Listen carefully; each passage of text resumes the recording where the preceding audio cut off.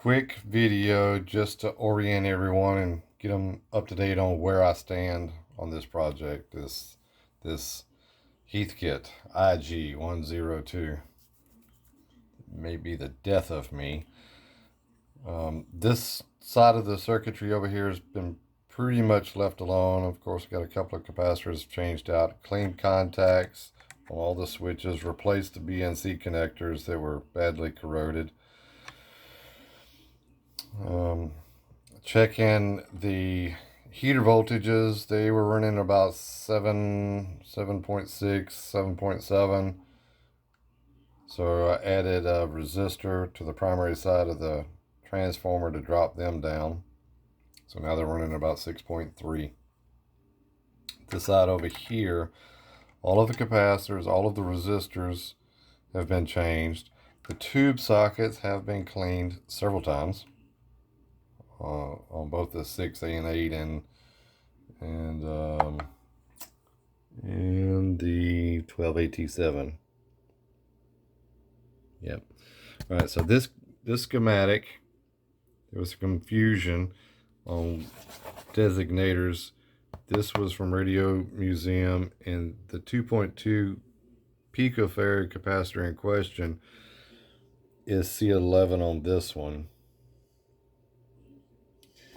But as far as I can tell, the drawing is the same other than the component values. That's the only difference. On this one, it's C8 here. So I've got a gimmick capacitor in there now. Question I have about that is, what about in the inductance? What's that going to do? Now this is the input to the grid on the 6A and 8. And you can see right now we've got about, about 500 millivolts. And running at about 1 megahertz. And that's what I would consider to be a very nice sine wave. Maybe a little peaky on the top, but otherwise okay. And then this is the output measured at the back side of the BNC connector. And you can see we got about 30 millivolts RMS on that one. And I can increase the number of twists on this gimmick capacitor. Added about 4 or 5 more, and now I've got about 48 millivolts output and a cleaner sine wave too.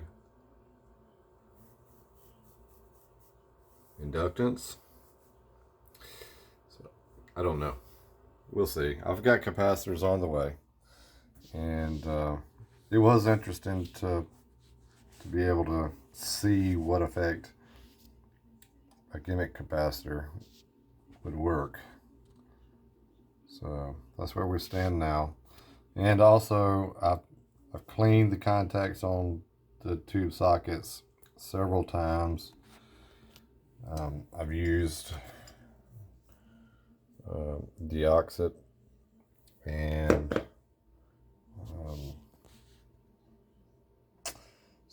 and right now I have the 4.7 microfarad capacitor disconnected.